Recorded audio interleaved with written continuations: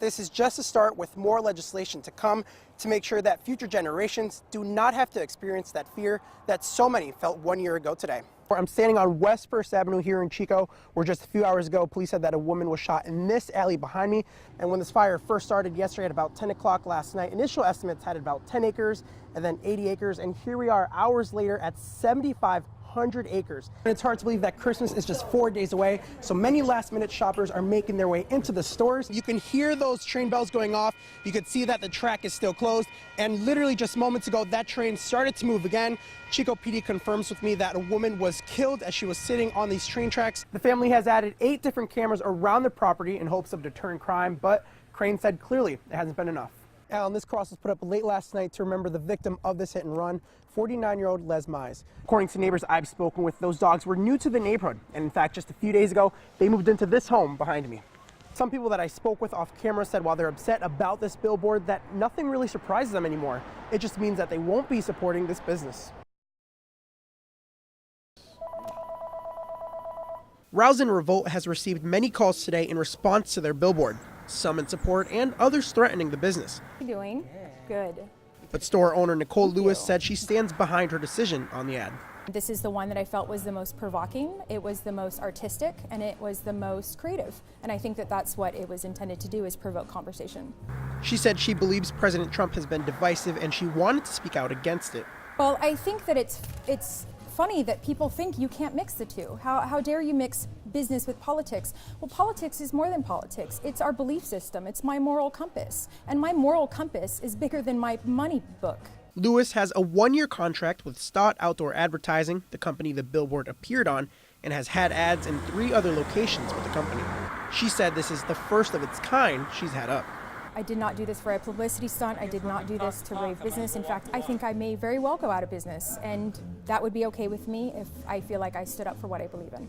Today she learned from people driving by that the billboard has been removed. In a statement to Action News Now, Jim Moravec, the owner of Stott, said in part, quote, "This confusion over the identity of the speaker, combined with the depiction of violence, prompted us to remove the advertising message," end quote. One woman went to the store today to offer her support and was disappointed to learn the billboard had been taken down. It's terrible. If you paid for advertising, it's a free country. You can be able to say what you want, and it's, if people don't like it, they don't have to look. They don't have to shop here, so. Lewis said everyone should be disappointed by the ad's removal. I'd assume that people who are against what I did think that this is a win for them, that it's down. And I want to let you know that it's a loss for all of us, that you have taken away democracy, you have taken away what we stand for, and you have challenged the First Amendment and censorship. It just really hurts. It hurts everybody. Firefighters that saved the home from the fire just last week responded to the home again Wednesday afternoon, this time with a much different result. It is really bothering them right now that we couldn't save it again today. It really hurts the firefighters that are here, all of us. I know it hurts the family much worse because they're suffering the loss. The home off Cherokee Road was half involved when firefighters arrived, but because the winds blew directly into the home, the fire quickly spread and the home became fully engulfed. Dan McCarty lives nearby and helped build the home and was speechless as he watched it go up in flames. I'm going to lose it here in a minute because this is devastating. Brings tears to me. It really does. Owner of the home, Cade Boger, spoke to Action News Now last week after firefighters were able to save not only his home, but the flag that flew out in his front yard.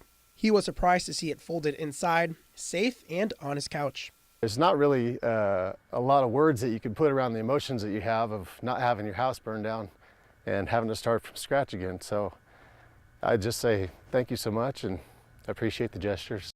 CAL FIRE said because this fire happened in a rural area, it took them about 15 minutes to respond, and they had to be cautious with how much water they used.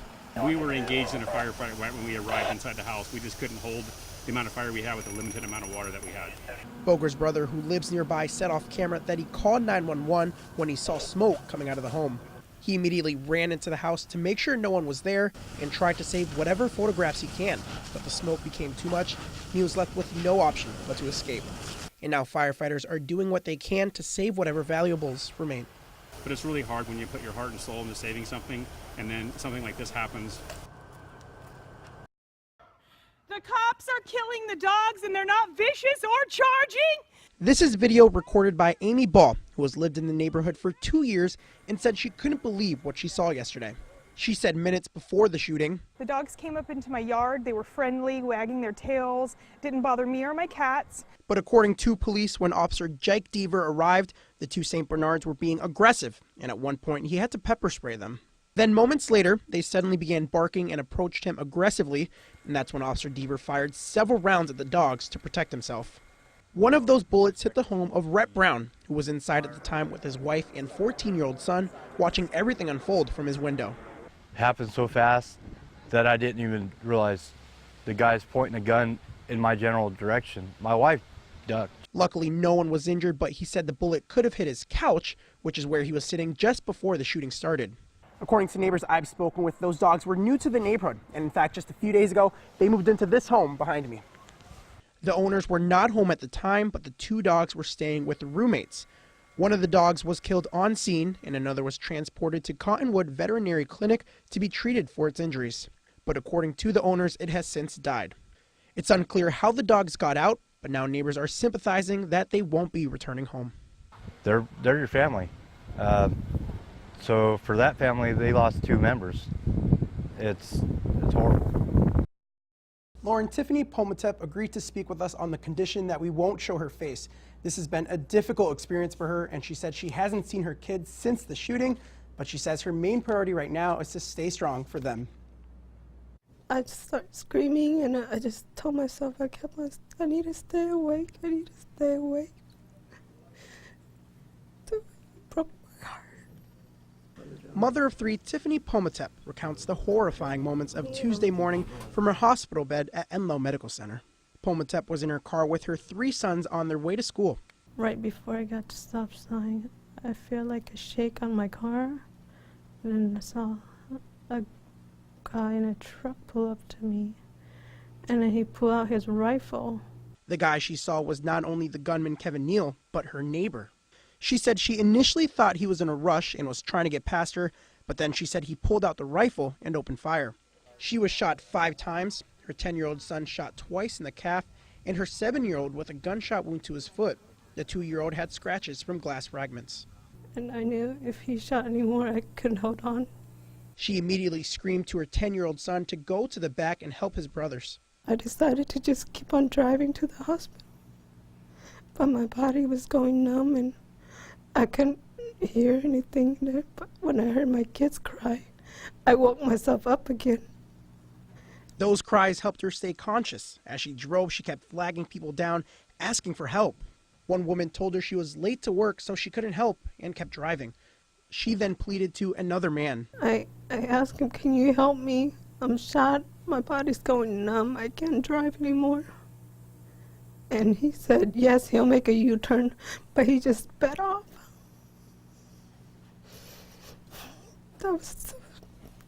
It broke my heart. For 40 minutes after the moment she was shot, she desperately tried to get anyone to help her. Luckily, as police were responding to shots fired at the elementary school, she was able to flag down one of the sheriff's office vehicles driven by Assistant Sheriff Phil Johnston. I stepped out of my vehicle 4 times to 4 different individuals for me to get help. I used all the strength that I had. And when I finally stopped the sheriff, I didn't have any more strength to get out. I opened my door and just told him to check on my kids, because no one was willing to help. When ambulances arrived to the scene, she told her kids she loved them before they were separated. Tiffany's husband, Johnny, said he knew something bad happened to his family when he never received a text from her letting him know the kids had been dropped off at school. You know, me being the rock of the family, the guy who's supposed to take care of the family, I felt helpless. But today, as his wife continues to recover, Pomatep said he will be here, take care of my wife, feed her through a straw, teaches me something, or the vows that we took before we got married made those words a lot more powerful. You know, in sickness and in health, you're going to be there for your wife, right? But yeah. It's relief that I'm still here to be with my kids. I just want to be here to see them grow up. But I'm also hurt that this had to happen to me. And I asked both Johnny and Tiffany how they're feeling emotionally, and they tell me that while they're shocked about what happened, they're not angry, and they're not going to waste that kind of energy. Instead, they're going to focus on healing and learning from this experience.